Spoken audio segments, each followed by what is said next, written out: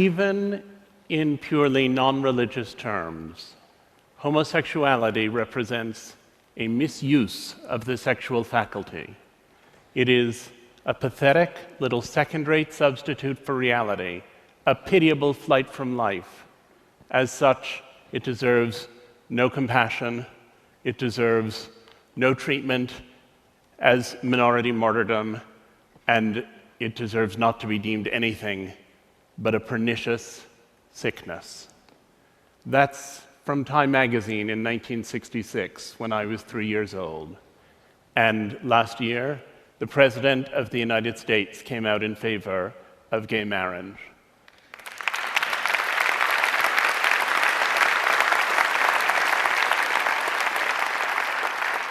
And my question is, how did we get from there to here?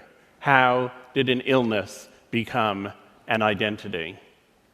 When I was perhaps 6 years old, I went to a shoe store with my mother and my brother, and at the end of buying our shoes, the salesman said to us that we could each have a balloon to take home.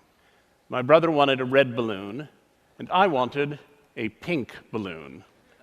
My mother said that she thought I'd really rather have a blue balloon, but I said that I definitely wanted the pink one, and she reminded me that my favorite color was blue.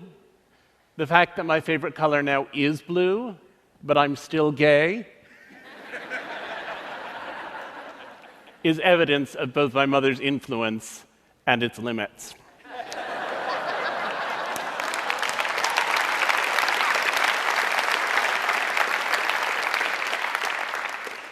When I was little, my mother used to say, "The love you have for your children is like no other feeling in the world. And until you have children, you don't know what it's like." And when I was little, I took it as the greatest compliment in the world that she would say that about parenting my brother and me. And when I was an adolescent, I thought, but I'm gay, and so I probably can't have a family. And when she said it, it made me anxious. And after I came out of the closet, when she continued to say it, it made me furious. I said, "I'm gay, that's not the direction that I'm headed in, and I want you to stop saying that." About 20 years ago, I was asked by my editors at the New York Times Magazine to write a piece about deaf culture. And I was rather taken aback. I had thought of deafness entirely as an illness. Those poor people, they couldn't hear, they lacked hearing, and what could we do for them? And then I went out into the deaf world. I went to deaf clubs. I saw performances of deaf theater and of deaf poetry. I even went to the Miss Deaf America contest in Nashville, Tennessee, where people complained about that slurry Southern signing. And as I plunged deeper and deeper into the deaf world, I became convinced that deafness was a culture, and that the people in the deaf world who said we don't lack hearing, we have membership in a culture, were saying something that was viable. It wasn't my culture, and I didn't particularly want to rush off and join it, but I appreciated that it was a culture, and that for the people who were members of it, it felt as valuable as Latino culture, or gay culture, or Jewish culture. It felt as valid, perhaps even, as American culture. Then a friend of mine had a daughter who was a dwarf. And when her daughter was born, she suddenly found herself confronting questions that now began to seem quite resonant to me. She was facing the question of what to do with this child. Should she say, "You're just like everyone else, but a little bit shorter"? Or should she try to construct some kind of dwarf identity, get involved in the little people of America, become aware of what was happening for dwarfs? And I suddenly thought, most deaf children are born to hearing parents. Those hearing parents tend to try to cure them. Those deaf people discover community somehow in adolescence. Most gay people are born to straight parents. Those straight parents often want them to function in what they think of as the mainstream world, and those gay people have to discover identity later on. And here was this friend of mine looking at these questions of identity with her dwarf daughter, and I thought, there it is again, a family that perceives itself to be normal with a child who seems to be extraordinary. And I hatched the idea that there are really two kinds of identity. There are vertical identities which are passed down generationally from parent to child. Those are things like ethnicity, frequently nationality, language, often religion. Those are things you have in common with your parents and with your children. And while some of them can be difficult, there's no attempt to cure them. You could argue that it's harder in the United States, our current presidency notwithstanding, to be a person of color. And yet, we have nobody who is trying to ensure that the next generation of children born to African Americans and Asians come out with creamy skin and yellow hair. There are these other identities which you have to learn from a peer group, and I called them horizontal identities because the peer group is the horizontal experience. These are identities that are alien to your parents and that you have to discover when you get to see them in peers. And those identities, those horizontal identities, people have almost always tried to cure. And I wanted to look at what the process is through which people who have those identities come to a good relationship with them. And it seemed to me that there were 3 levels of acceptance that needed to take place. There's self-acceptance, there's family acceptance, and there's social acceptance. And they don't always coincide. And a lot of the time, people who have these conditions are very angry because they feel as though their parents don't love them, when what actually has happened is that their parents don't accept them. Love is something that ideally is there unconditionally throughout the relationship between a parent and a child. But acceptance is something that takes time. It always takes time. One of the dwarfs I got to know was a guy named Clinton Brown. When he was born, he was diagnosed with diastrophic dwarfism, a very disabling condition. And his parents were told that he would never walk, he would never talk, he would have no intellectual capacity, and he would probably not even recognize them. And it was suggested to them that they leave him at the hospital so that he could die there quietly. And his mother said she wasn't going to do it, and she took her son home, and even though she didn't have a lot of educational or financial advantages, she found the best doctor in the country for dealing with diastrophic dwarfism, and she got Clinton enrolled with him, and in the course of his childhood, he had 30 major surgical procedures. And he spent all this time stuck in the hospital while he was having those procedures, as a result of which he now can walk. And while he was there, they sent tutors around to help him with his schoolwork, and he worked very hard because there was nothing else to do. And he ended up achieving at a level that had never before been contemplated by any member of his family. He was the first one in his family, in fact, to go to college, where he lived on campus and drove a specially fitted car that accommodated his unusual body. And his mother told me the story of coming home one day, and he went to college nearby, and she said, "And I saw that car, which you can always recognize, in the parking lot of a bar," she said. And I thought to myself, they're 6 feet tall, he's 3 feet tall, 2 beers for them is 4 beers for him. She said, I knew I couldn't go in there and interrupt him, but I went home and I left him 8 messages on his cell phone. She said, and then I thought, if someone had said to me when he was born that my future worry would be that he'd go drinking and driving with his college buddies,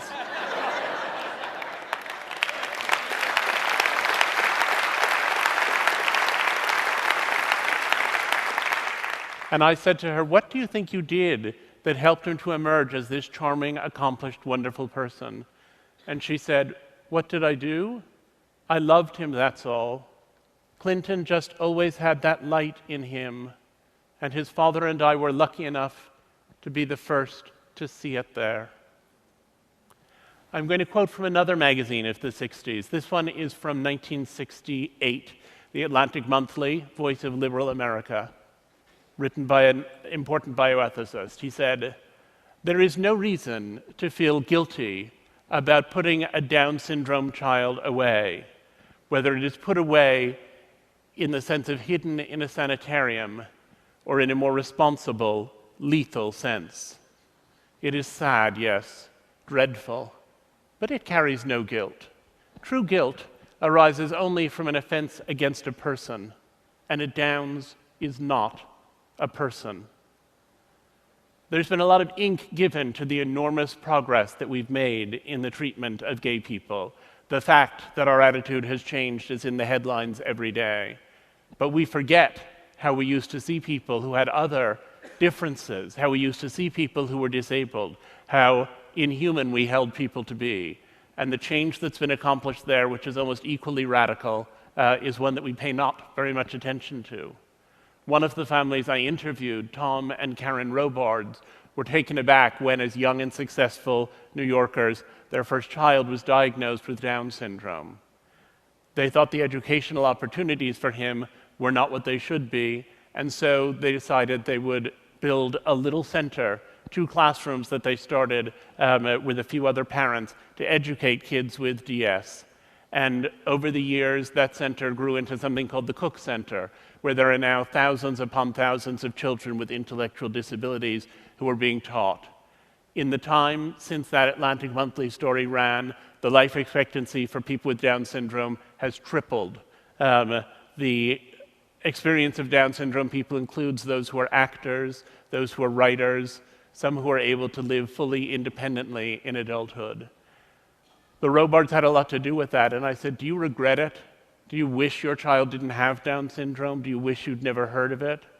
And interestingly, his father said, well, for David, our son, I regret it, because for David, it's a difficult way to be in the world, and I'd like to give David an easier life.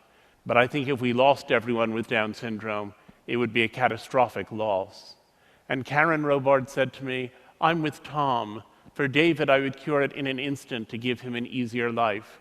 But speaking for myself, well, I would never have believed 23 years ago when he was born that I could come to such a point.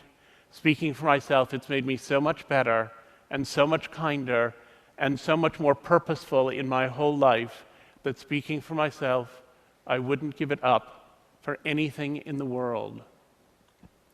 We live at a point when social acceptance for these and many other conditions is on the up and up. And yet we also live at the moment when our ability to eliminate those conditions has reached a height we never imagined before. Most deaf infants born in the United States now will receive cochlear implants, which are put into the brain and connected to a receiver and which allow them to acquire a facsimile of hearing and to use oral speech. A compound that has been tested in mice, BMN 111, is useful in preventing the action of the achondroplasia gene. Achondroplasia is the most common form of dwarfism, and mice who have been given that substance and who have the achondroplasia gene grow to full size. Testing in humans is around the corner. There are blood tests which are making progress that would pick up Down syndrome more clearly and earlier in pregnancies than ever before, making it easier and easier for people to eliminate those pregnancies or to terminate them. And so we have both social progress and medical progress. And I believe in both of them. I believe the social progress is fantastic and meaningful and wonderful, and I think the same thing about the medical progress. But I think it's a tragedy when one of them doesn't see the others. And when I see the way they're intersecting in conditions like the 3 I've just described, I sometimes think it's like those moments in grand opera when the hero realizes he loves the heroine at the exact moment that she lies expiring on a divan. We have to think about how we feel about cures altogether. And a lot of the time, the question of parenthood is, what do we validate in our children and what do we cure in them? Jim Sinclair, a prominent autism activist, said, when parents say, I wish my child did not have autism, what they're really saying is, I wish the child I have did not exist, and I had a different, non-autistic child instead. Read that again. This is what we hear when you mourn over our existence. This is what we hear when you pray for a cure, that your fondest wish for us is that someday we will cease to be, and strangers you can love will move in behind our faces. It's a very extreme point of view, but it points to the reality that people engage with the life they have, and they don't want to be cured, or changed, or eliminated. They want to be whoever it is that they've come to be. One of the families I interviewed for this project was the family of Dylan Klebold, who was one of the perpetrators of the Columbine massacre. It took a long time to persuade them to talk to me, and once they agreed, they were so full of their story that they couldn't stop telling it. And the first weekend I spent with them, the first of many, I recorded more than 20 hours of conversation. And on Sunday night, we were all exhausted. We were sitting in the kitchen. Sue Klebold was fixing dinner. And I said, if Dylan were here now, do you have a sense of what you'd want to ask him? And his father said, I sure do. I'd want to ask him what the hell he thought he was doing.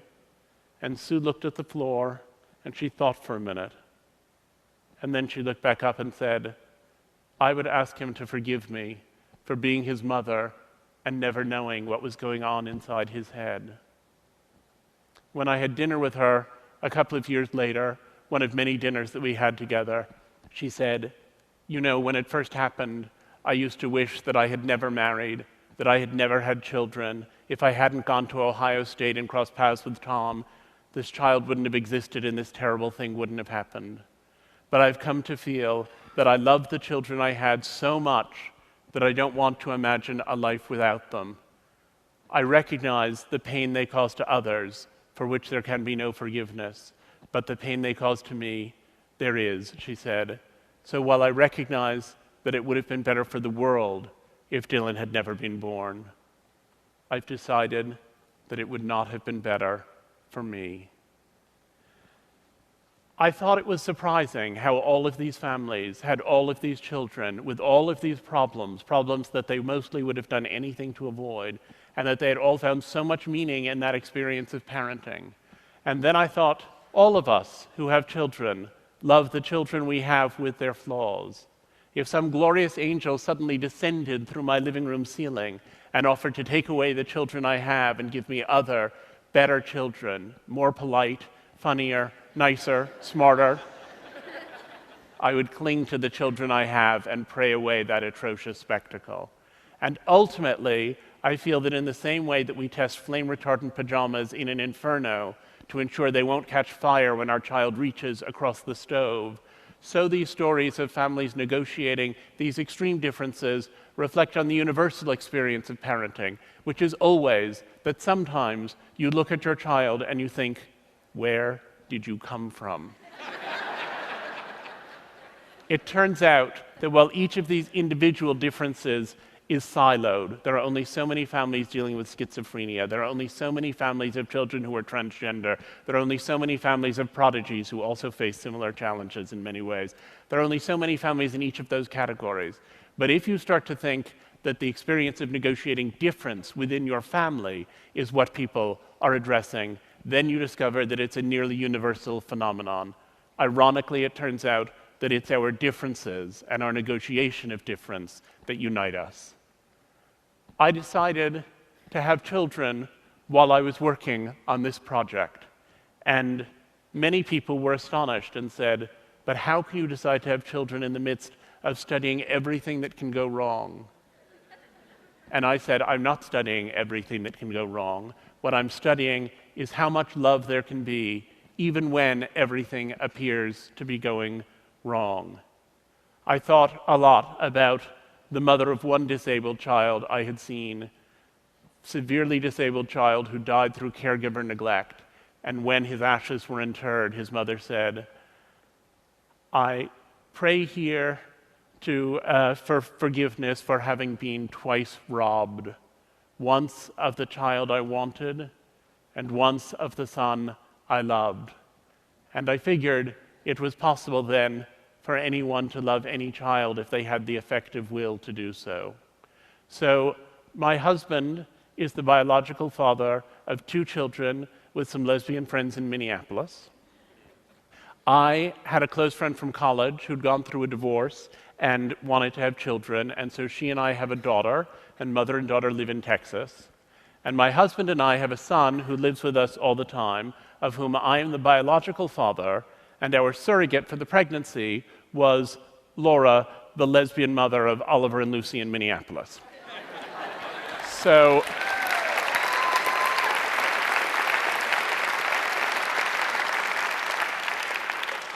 the shorthand is 5 parents of 4 children in 3 states. And there are people who think that the existence of my family somehow undermines or weakens or damages their family. And there are people who think that families like mine shouldn't be allowed to exist. And I don't accept subtractive models of love, only additive ones. And I believe that in the same way that we need species diversity to ensure that the planet can go on, so we need this diversity of affection and diversity of family in order to strengthen the ecosphere of kindness. The day after our son was born, the pediatrician came into the hospital room and said she was concerned. He wasn't extending his legs appropriately. She said that might mean that he had brain damage. Insofar as he was extending them, he was doing so asymmetrically, which he thought could mean that there was a tumor of some kind in action. And he had a very large head, which he thought might indicate hydrocephalus. And as she told me all of these things, I felt the very center of my being pouring out onto the floor. And I thought, here I had been working for years on a book about how much meaning people had found in the experience of parenting children who were disabled, and I didn't want to join their number, because what I was encountering was an idea of illness, and like all parents since the dawn of time, I wanted to protect my child from illness, and I wanted also to protect myself from illness. And yet I knew from the work I had done that if he had any of the things we were about to start testing for, that those would ultimately be his identity, and if they were his identity, they would become my identity, that illness was going to take a very different shape as it unfolded. We took him to the MRI machine, we took him to the CAT scanner, we took this day-old child and gave him over for an arterial blood draw. We felt helpless, and at the end of 5 hours, they said that his brain was completely clear and that he was by then extending his legs correctly. And when I asked the pediatrician what had been going on, she said she thought in the morning he had probably had a cramp. But I thought how my mother was right. I thought, the love you have for your children is unlike any other feeling in the world. And until you have children, you don't know what it feels like. I think children had ensnared me the moment I connected fatherhood with loss. But I'm not sure I would have noticed that if I hadn't been so in the thick of this research project of mine. I had encountered so much strange love, and I fell very naturally into its bewitching patterns. And I saw how splendor can illuminate even the most abject vulnerabilities. During these 10 years, I had witnessed and learned the terrifying joy of unbearable responsibility, and I had come to see how it conquers everything else. And while I had sometimes thought the parents I was interviewing were fools, enslaving themselves to a lifetime's journey with their thankless children and trying to breed identity out of misery, I realized that day that my research had built me a plank and that I was ready to join them on their ship. Thank you.